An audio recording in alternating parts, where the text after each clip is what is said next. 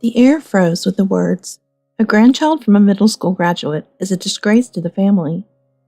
A heavy silence fell over the room, and my heart pounded like a trapped dove. Harold clenched his fists, his face a mask of fury. Apparently, my mother-in-law had been investigating my educational background. I was speechless, caught off guard by this revelation. Unable to bear the suffocating atmosphere, Harold took my hand and pulled me away. As we left, Heather, my mother-in-law's voice, followed us, sharp and condescending. "Well, before you give birth to that child, make sure you pass the GED test or something. At least, get a high school equivalency diploma. It's a requirement for being part of our family." Later that night, Heather called. "Should I send you some GED prep books?" she asked, her voice dripping with sarcasm. I was appalled that she was still harping on the same topic. Exasperation filled me, but I managed to suppress a sigh and reply calmly, "In that case, I'll quit being your daughter-in-law." At first, Heather laughed, not believing a word I said. But as the realization of our intentions dawned on her, her attitude changed abruptly. "What? What do you mean?" she sputtered, her voice laced with disbelief and panic. The truth was, we had a plan. My name is Emily Carter, and I'm a 28-year-old homemaker. I reconnected with my husband Harold at a bar. "Emily?" a voice called out, and I turned to see a man I had met at a social gathering some time ago. "Harold?" I asked tentatively. Harold's face lit up with recognition as he sat down next to me. "I thought it was you. Your posture is so elegant, and your hair is so beautiful. You haven't changed a bit since that time." At first, I thought he was just flattering me because he was a bit tipsy. But from that day on, we started contacting each other, and soon we were going on dates. A year had passed since our reunion when Harold suddenly confessed his feelings for me. "You know, I just realized that I never actually asked you out. I like you, Emily. Will you go out with me?" His confession, delivered in the middle of a lazy Sunday afternoon at home, caught me completely off guard. I couldn't help but laugh. "Now that you mention it, you never did ask me out," I said. "But I'm happy." "I like you too, Harold. I'm looking forward to being with you." "Me too," Harold replied, his face beaming with joy. Having lived a life devoid of romance, I was thrilled by this newfound feeling. But my happiness was short-lived. A few months into our relationship, Harold asked me to meet his mother. "I don't mind you meeting her, but my mom is very particular about who I date. She's been pestering me to bring you home, so I finally gave in." I had a feeling that his mother wasn't the easiest person to get along with, but I agreed to meet her. A week later, I found myself face to face with my future mother-in-law. She looked me up and down, her eyes filled with judgment. "Well, I give you a 45. I was taken aback by her blunt assessment. Harold immediately came to my defense. "Mom, stop it. You did the same thing to my last girlfriend, and we ended up breaking up. Why do you have to be so condescending?" But his words fell on deaf ears. "She's going to be part of our family, so it's only natural for me to have some standards. Besides, a daughter-in-law is supposed to be bullied by her mother-in-law. That's how they grow. I was raised that way by my mother-in-law, so what's wrong with me doing the same?" Her nonchalant attitude left me speechless. I realized that there was no point in arguing with her, as our values were clearly different. Sensing my decision, Harold stopped trying to reason with his mother. We exchanged a look, and he decided it was best to cut our visit short. Later that night, Harold apologized profusely. "I'm so sorry, Emily," he said, his voice filled with remorse. "I didn't want you to go through that." I knelt in front of him and gently took his hands. "Don't apologize, Harold. It's not your fault. I don't want to see you like this. You're marrying me, not your mother." Harold looked up, his eyes filled with tears. At that moment, I knew that he was a wonderful man who truly cared about me. And so, I decided to marry him. "Harold," I said, "let's get married.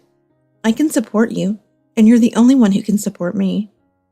It might be difficult to register our marriage right away, but I hope we can do it someday." Harold's eyes widened in surprise. "Emily, you beat me to it," he said, a smile spreading across his face. He pulled out a small box containing a silver ring. "I was going to propose to you," he said, slipping the ring onto my finger. Tears welled up in my eyes as I realized that Harold was the only partner for me in this world. I immediately said yes. From that day on, we were more than just lovers. We were engaged. We moved in together and started planning our future. Harold was a responsible man who did his share of the housework. We talked openly and divided the chores fairly. At first, I was worried that living together might reveal some unpleasant aspects of Harold's personality, but my fears were unfounded. Harold was Harold through and through. He was my biggest supporter, always there for me no matter what. He was also respectful of my opinions and feelings. I knew I had made the right decision in choosing him as my partner. A year after we started living together, we finally tied the knot. We were overjoyed, but we also knew that we had a hurdle to overcome. "Well, well, well, so this is the girl. She's pretty, but she seems a bit unreliable. I'll have to train her properly." When we informed her of our marriage, she made it clear that she didn't approve. But she also seemed resigned to the fact that there was nothing she could do about it. Harold looked like he wanted to retort, but he kept his promise to me. On our way to her house, I had asked him not to argue with his mother.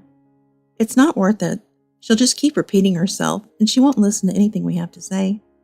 So please, for the sake of our future together, just let it go." Harold had agreed, albeit reluctantly. And so we endured my mother-in-law's insults and criticisms in silence. After about an hour, she finally grew tired of berating us and told us we could leave. We practically ran to the car, and Harold didn't let out a breath until we were out of sight. "I can't believe how awful she is." I forced a smile. "She's definitely got a few quirks, but you promised to keep our interactions with her to a minimum. That's enough for me. Let's focus on building our own happy memories together." Harold smiled, and I knew that we would be okay. 6 months into our marriage, I noticed a change in myself. "Harold, I think I need to change the laundry detergent. The scent is too strong for me now." Harold looked at me in confusion. "But it's the same detergent we've always used. I haven't changed a thing." Suddenly, it hit me. "I'm late." Harold's eyes widened. "Wait here," he said, rushing out the door. He returned a few minutes later with a pregnancy test, and the result was positive. "We're going to have a baby." Harold collapsed onto the floor, his face pale. "Are you okay?" I asked, concerned. I can't believe it," he stammered. "We're going to have a baby." He was so overjoyed that he literally couldn't stand up. I couldn't help but laugh. "You're that happy?" I asked. Harold blushed and looked away, but I could see the joy radiating from him. I was so happy to have such a wonderful husband. But pregnancy wasn't all sunshine and roses. I suffered from severe morning sickness, and I couldn't stand the smell of anything. I was constantly throwing up, and I ended up being hospitalized for a while. It was a difficult first trimester, but I eventually made it to the second trimester, and my morning sickness subsided. I was able to resume my normal life, but a new problem arose. "We've already told my parents about the baby," I said to Harold one day. "But what about your mother?" "If you want, we can wait until after the baby is born," Harold offered, but I shook my head. "No, we can't do that. She's going to be the baby's grandmother whether she likes it or not. If we wait until after the baby is born, she'll just use it as an excuse to criticize us. So let's tell her now, while I'm still in my second trimester." Harold agreed, and we started planning our visit to his mother's house. But it didn't go as smoothly as we had hoped. "You want to visit us?" my mother-in-law said, her voice laced with suspicion. "Well, in that case, New Year's Eve will be fine. All the relatives and extended family will be gathered here then." Harold tried to reason with her. "We just want to have a quick chat," he said. "There's no need for everyone to be there." But his mother was adamant. "Nonsense," she said.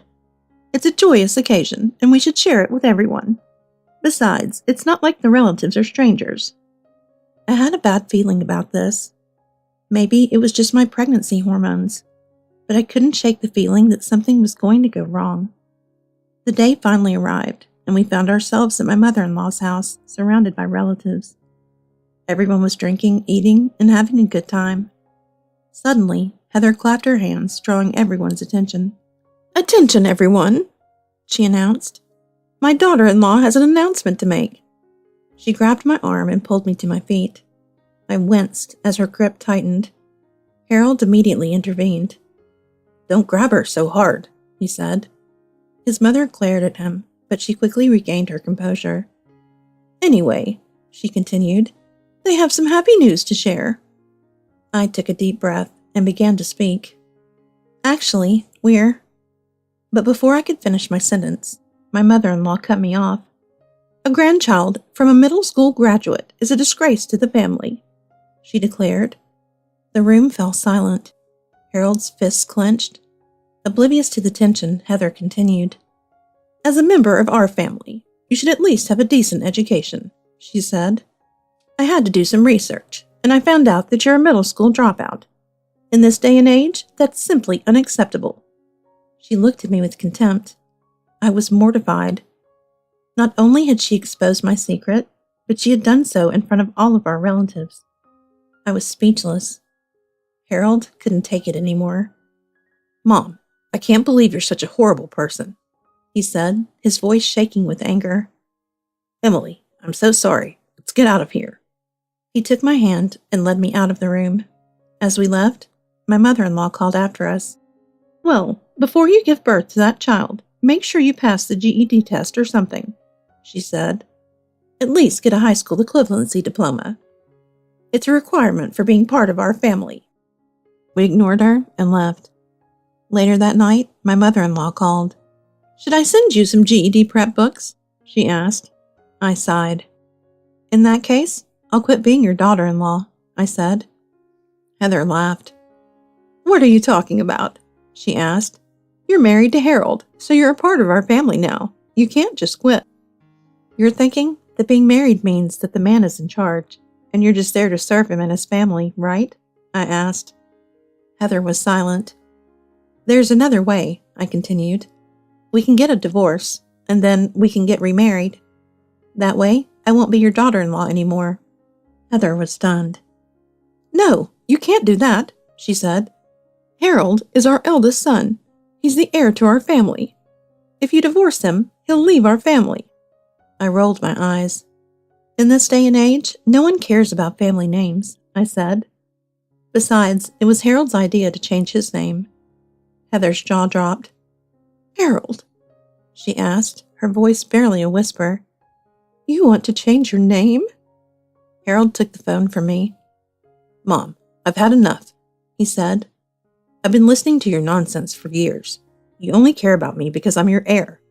Well, I don't care about any of that. I'm going to divorce Emily and change my name, and then we're going to get remarried." Heather pleaded with him to reconsider, but Harold was adamant. He hung up the phone and blocked her number. A few days later, we went to the courthouse and filed for divorce. Then, we filed for marriage again. The only thing that changed was Harold's last name. It was a bit of a hassle to update all of our documents, but we eventually got used to it. About a month later, my mother-in-law showed up at our doorstep. She was out of breath, and her face was pale. "Emily," she said, "I'm sorry for everything I've done. Please come back to our family. I won't bother you anymore, and I'll keep sending you money." Harold and I exchanged a look. Then we both burst out laughing. Heather's face turned red. "What's so funny?" she asked.